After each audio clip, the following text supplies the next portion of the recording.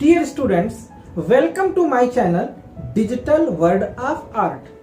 मैं उम्मीद करता हूं कि मैंने इंग्लिश ट्रांसलेशन से संबंधित जितनी जानकारियां आप लोगों को दी हैं उतने से आप लोगों का कुछ ना कुछ फायदा जरूर हुआ होगा।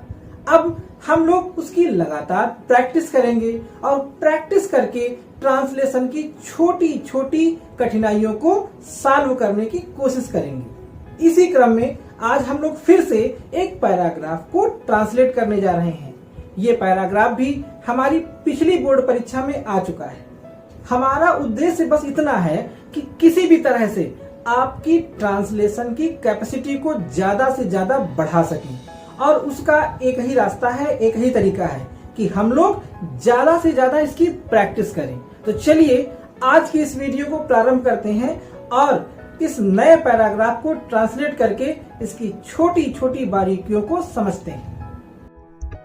हमारे आज के पैराग्राफ का पहला वाक्य है, पहले लड़ाई कुछ मनुष्यों के बीच होती थी।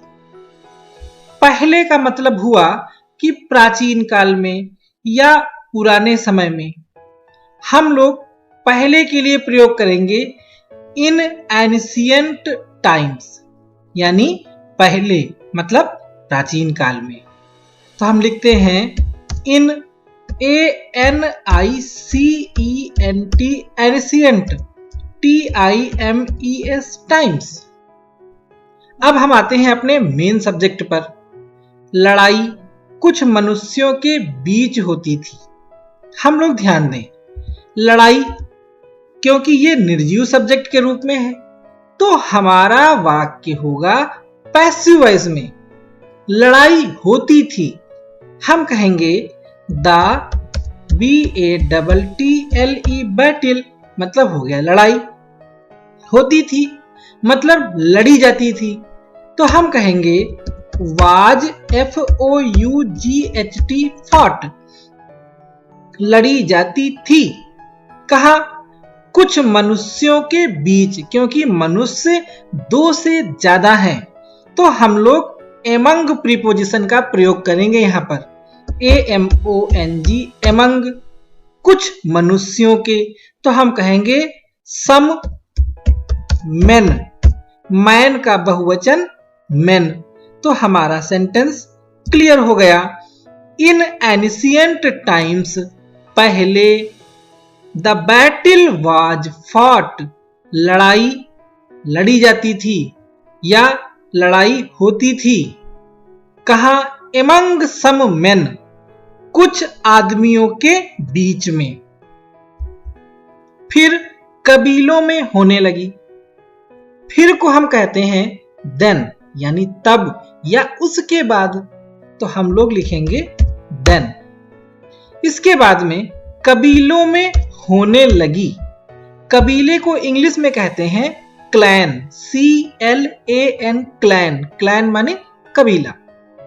तो अब होने लगी, जब हमारा वाक्य लगा, लगी, लगे पर समाप्त हो, तो क्योंकि REA ये पास्ट इंडेफिनिट की पहचान होती है, पर लगा, लगी, लगे शब्द हो तो हम लोग स्टार्टेड का प्रयोग करते हैं।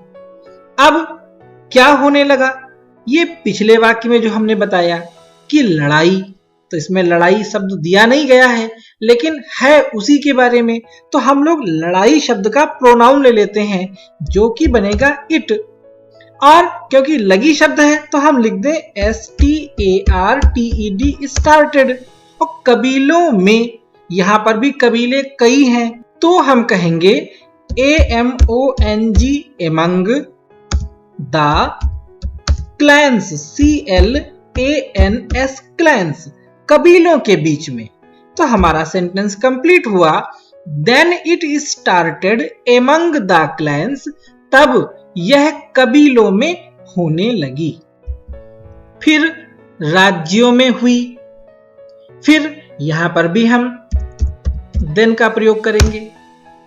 और राज्यों में हुई तो इस बार सिर्फ कबीले की जगह राज्य बदल जाएगा, बाकी सब कुछ वही रहेगा। यानी हम कहेंगे it STARTED started AMONG among the STATES states, यानी हमारा ये वाक्य बिल्कुल पिछले वाक्य की तरह ही हुआ।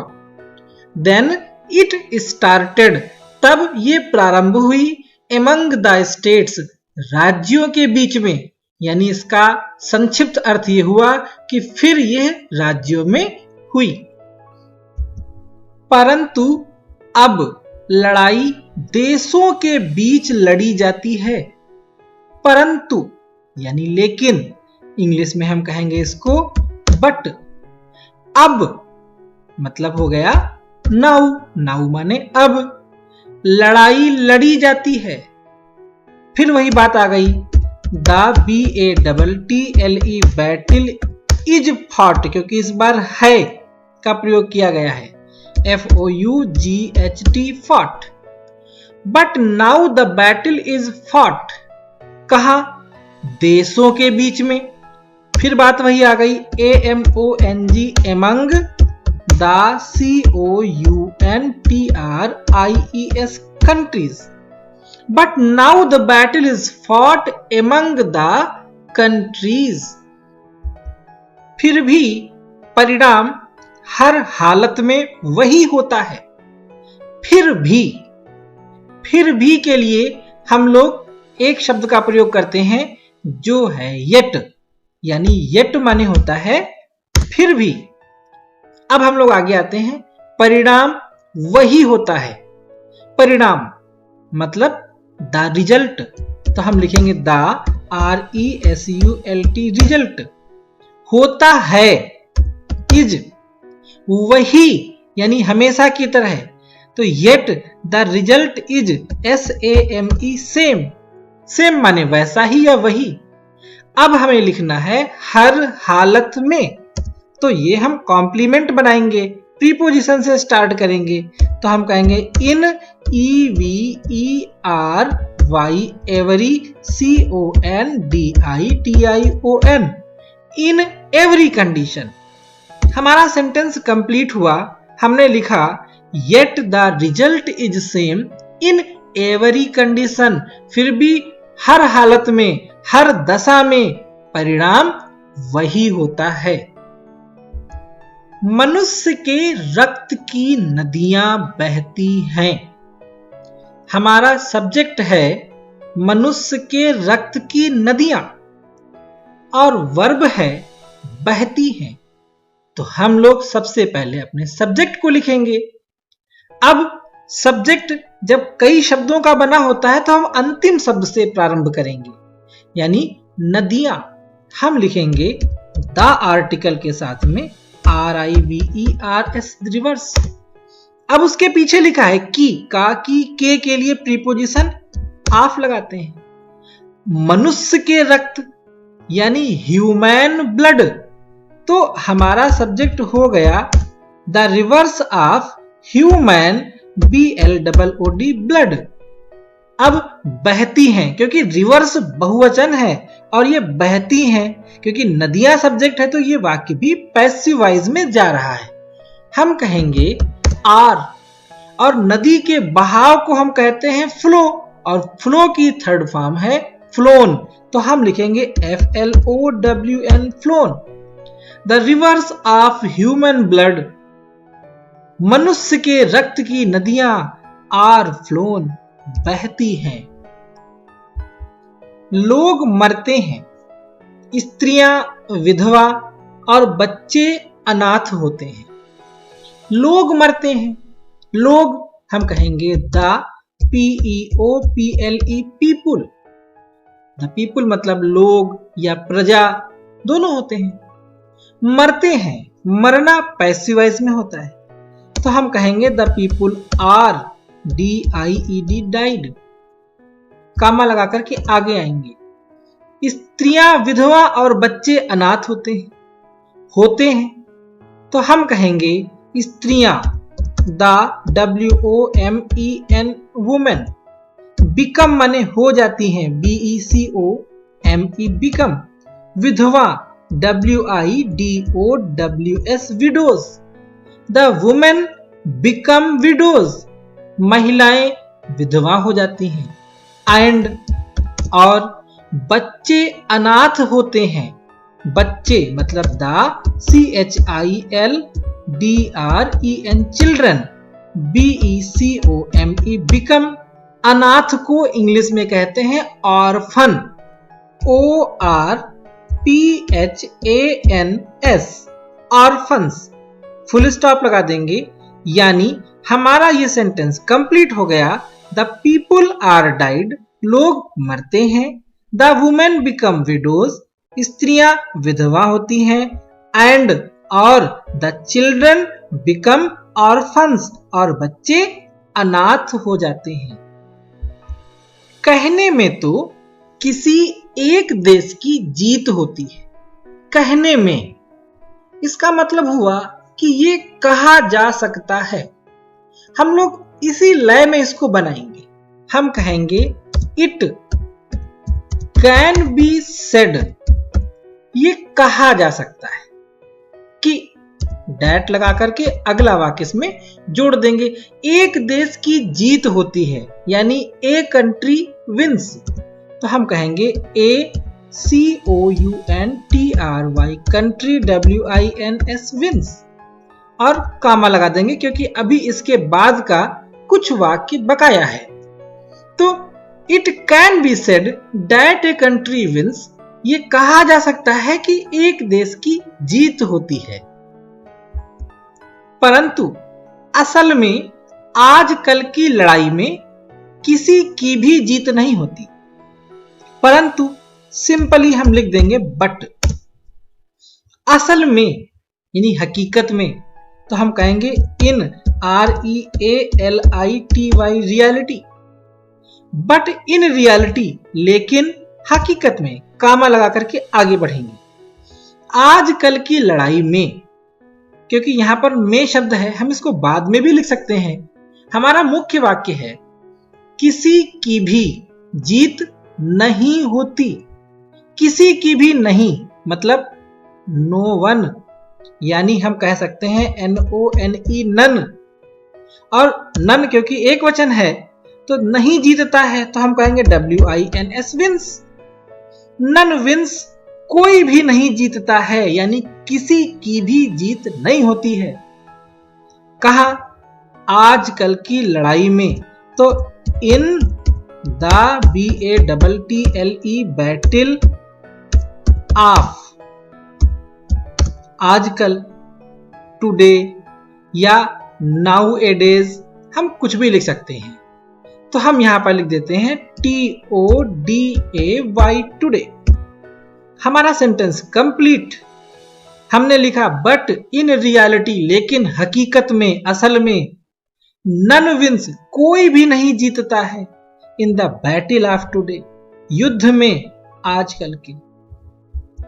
किसी ने ठीक ही कहा है कि भविष्य में लड़ाई में जीवित रहने वाला मरने वाले को अच्छा समझेगा।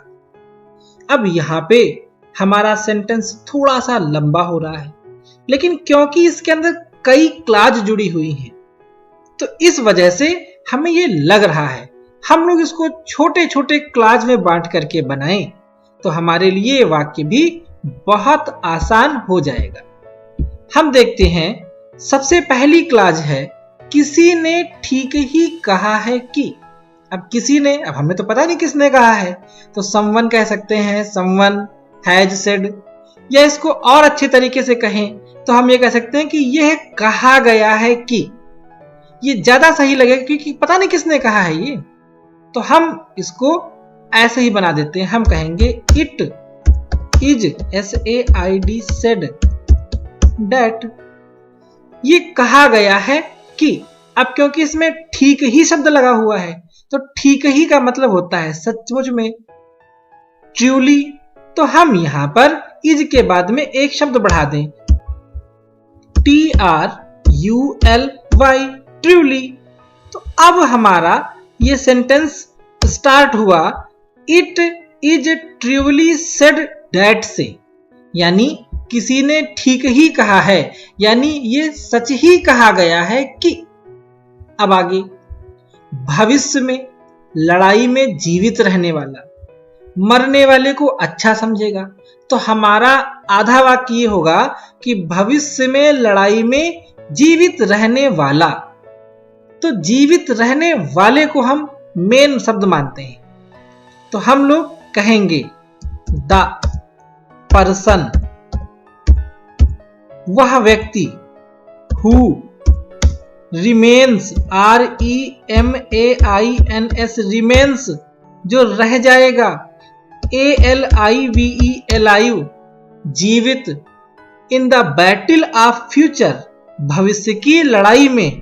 तो in the BATTLE battle of future FUTURE future, यानी सेंटेंस हुआ कि द पर्सन वह व्यक्ति, हु रिमेन्स जो रह जाएगा, अलाइव माने जीवित, in the battle of future भविष्य की लड़ाई में, मरने वाले को अच्छा समझेगा।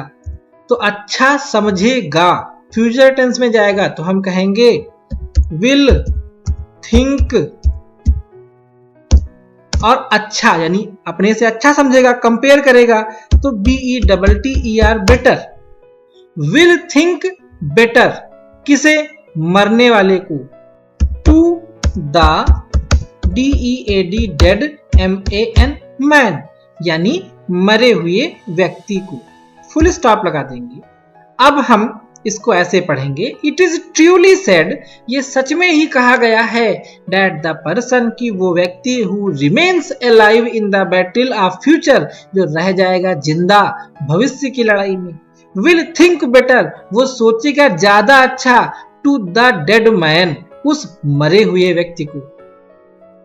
तो साथियों, हमारा ये पैराग्राफ कंप्लीट हुआ। अब आपको कितना समझ में आया है ये तो आप लोग कमेंट बॉक्स में लिख करके बताएंगे।